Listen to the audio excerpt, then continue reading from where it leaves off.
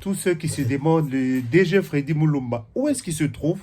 Nous avons eu l'occasion de le trouver en deuil, vraiment, circonstances pas très bonnes. C'est mon frère, son fils, avec qui nous étions en train de filmer lors de l'autre, de la fois la fois passée plutôt, lors de notre entretien sur le 17, la commémoration d'anniversaire de la mort de Patrice Lumumba, qui a été assassiné. Et dans cet assassinat, on voit bien la main noire de quelqu'un. Parce que comment? C'est lui qui est tout le temps recherché. Parce qu'il défend le Congo. Il dit non à la balkanisation de la RDC. Quand on dit cette phrase, tous les scientifiques savent qu'il y a quelqu'un. C'est bien Freddy Moulumba. Nous lui présentons nos sincères condoléances. Moment très difficile. Nous sommes dans son bureau, entouré des ouvrages. L'homme ne parle pas pour parler. Il n'est pas un petit intellectuel. C'est un scientifique avéré. Si je vais là, j'ai des livres jusqu'en bas. Si je vais là, j'ai des ouvrages. Mais il dit, tout ce que j'ai lu, tout ce que j'ai entendu en tant que journaliste, de sa forte expérience, depuis le potentiel ailleurs jusqu'à la RTNC, en tant que directeur général de la RTNC, Radio Nationale Télévision Congolaise, il continue à dire, réveillez-vous.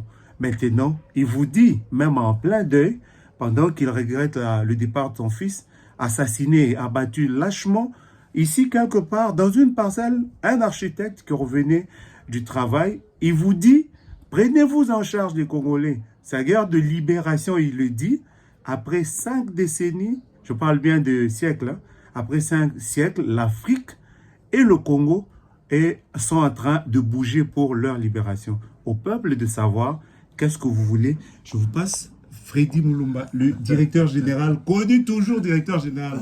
Oui, donc c'est pour... dire aux amis qu'on passe des moments difficiles, mais on ne peut pas abandonner le combat. Par contre, on se sent très fort. Nous battrons pour la libération du Congo et de l'Afrique. Je pense que c'est tout ce que moi je peux dire. C'est tout ce qu'il peut dire. Il continue à se battre pour la libération du Congo et de l'Afrique. Nous avons bien fouillé, nous l'avons trouvé. Nous lui présentons nos sincères condoléances. Au nom de vous tous, journalistes, défenseurs des droits humains, Goma et en difficulté, nos frères, une pensée à nos frères qui souffrent à la guerre. Nous nous gardons pas silence, nous disons c'est le moment de défendre le territoire national. Les États-Unis d'Amérique n'ont pas honte à se sécuriser face au Mexique, aux autres nations autour. Fabriquer un mur, construire un mur, faire des trucs pour se sécuriser. Le Congo n'a pas honte à se sécuriser. Aux autorités de prendre conscience de se sécuriser. Et nous, on reste toujours au travail, au service de la nation, pour éclairer l'opinion, mais dire c'est notre terre, c'est le Congo démocratique. Défendons notre terre dans tous les moyens possibles sans verser dans la violence. Toujours non-violence. Portez-vous bien. Merci, au revoir.